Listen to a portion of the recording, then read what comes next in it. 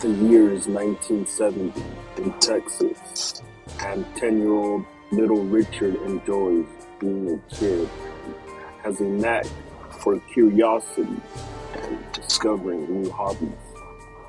He really looks up to his older cousin, Mike, who served in the Vietnam War. Mike is an avid cannabis smoker and thoroughly enjoys smoking cannabis every chance that he gets. He often persuades little Richard to smoke with him and hands him a rolled up joint of purple kush.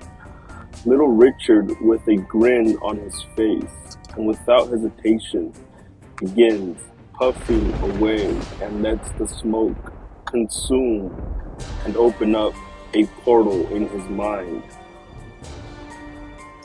Miguel, with an evil look on his face and a menacing grin of disgust and anguish, is staring at Richard puff his soul away. He proceeds and takes out a collection of photos he has stashed away. He shows Richard photos he took while in Vietnam of him raping, violently decapitating innocent women. He told Richard it was a sexual fantasy of his, and he wanted to share it with him since he was close to Richard and he was the only person whom he trusted. Mike, over time, also taught little Richard the tactics of war and being strategic in the how-to use of firearms and weapons. He even taught Richard martial arts and special fighting techniques. Over time, as Richard got older, he was still close with his older cousin Mike. But one day Mike goes haywire. He decides to murder his wife due to them arguing over her telling Mike to get a real job and to stop basically wasting his time. He was later sentenced to 4 years in a mental institute, only for reasons of insanity. He wasn't convicted for his gruesome murder. Soon after, Richard started working at a nearby Holiday Inn hotel, where he began to have a knack for stealing and robbery. He would break often into guest rooms late at night.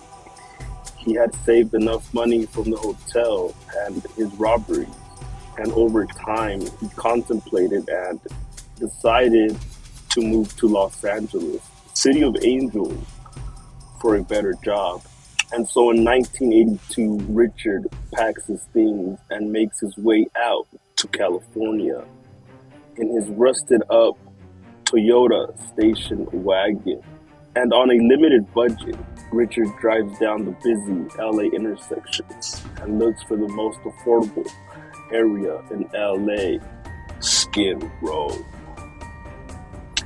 He targets his mark and checks into the infamous Cecil Hotel, known for its dark history. He is intrigued.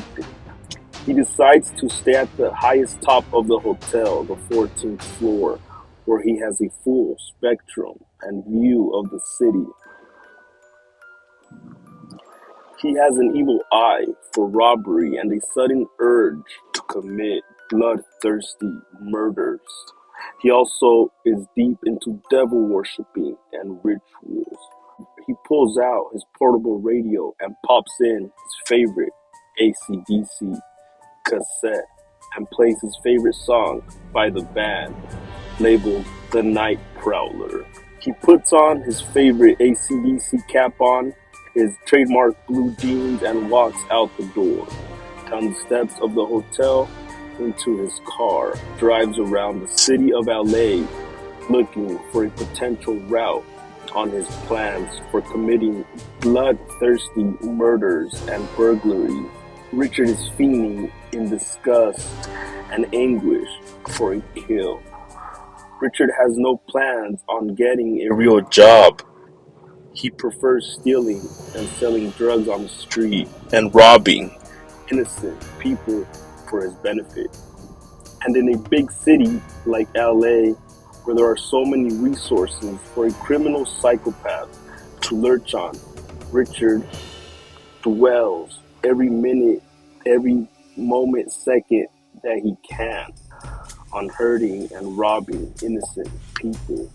When dawn hits, Richard is ravishing with blood thirst and guilty pleasure, almost like a vampire at the pit of an innocent college girl's neck, or a bloodthirsty howling wolf at the core of night when the moon hits. His veins are popping out from his forearms in burning sensation and ecstasy. He can't wait to torture, rape, and domesticate countless women like wounded animals. He has a deep urge for sex and blood. His face is grimacing with disgust as he roams around looking for victims and souls. On June 28, 1984, he breaks into his first victim's home, 79-year-old Janet Vincow. He sexually assaults her and stabs her to death.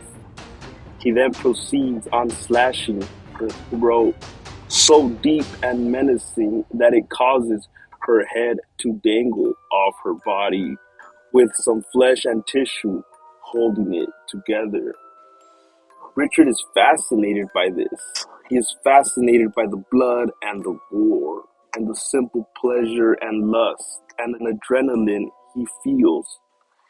He relishes it and makes his mouth water just by the thought of blood and being in control of people and possessing their hearts and souls.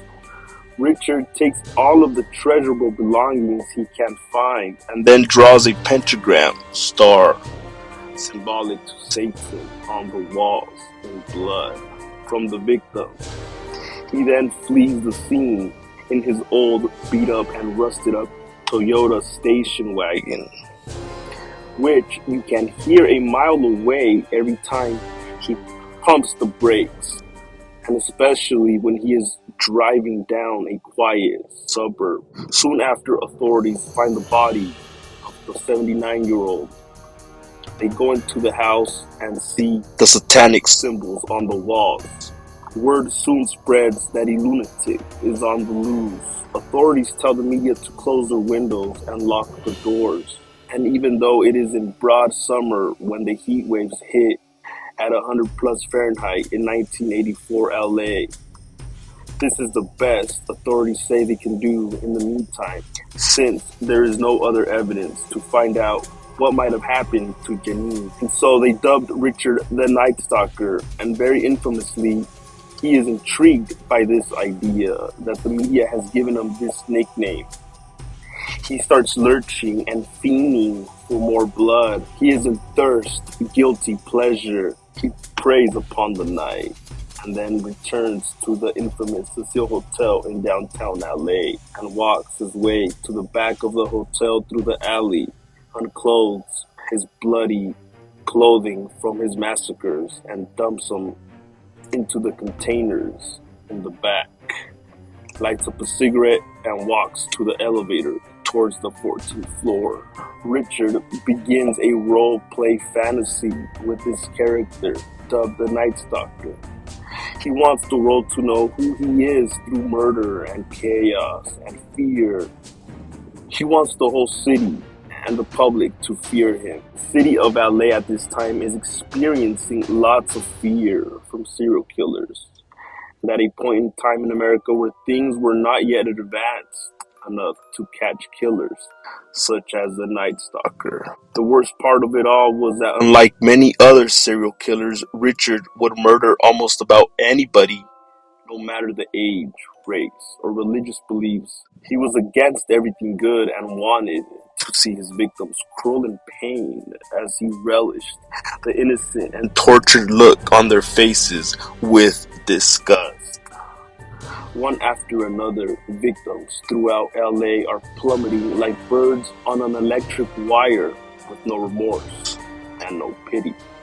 Richard keeps on his killing spree as he grins menace throughout the interstates of Los Angeles in his station wagon in the hot, blazing summer SoCal weather. Everyone in the public is aware of the Night Stalker through the media, claiming that a white male in his mid-20s is causing havoc. There's even a drawing put up of the Night Stalker by local police investigators. But soon after, in the summer of 1985, Richard walks his way into a local East LA convenient liquor store. He sees a photograph of his face on a front page Spanish newspaper from a mugshot authorities had of him from a previous overnighter in jail for petty robbery. As Richard is staring into the newspaper, he glazes at it for a minute and then looks up and he sees a store clerk staring at the same newspaper. The store clerk is in utter disbelief. He stares back at Richard. He notices it's the same Night Stalker police have been trying to capture. Richard runs out of the convenience store and the clerk immediately calls police and runs out after Richard. Where at some point the store clerk yells out, "Catch him! That's the killer! The Night Stalker!" And as Richard is running for his life, out of breath, a mob of locals run out with bats, hammers, brooms, umbrellas, shovels, shoes, sticks. You name it. The scene is a mess. It is a free-for-all, almost like a WWE Royal Rumble match. They beat up on Richard and police come and arrest him. They find out he is the man they are looking for, the Night Stalker. They also find out he isn't a white male, but rather a Mexican-American drifter that drove out from Texas back in 1982. And throughout these years, he had been robbing people and breaking into their homes and killing them for pleasure. It was reported that the Night Stalker was accounted for a total of 16 deaths, 21 injured victims on his hit list. There is also a movie on Netflix dubbed The Night Stalker, if you want to check out the rest of the story. Until next time, that's the end of this story, folks. Thank you for watching. Please subscribe, like, share, and turn on all your notifications for more stories. I hope you enjoyed it.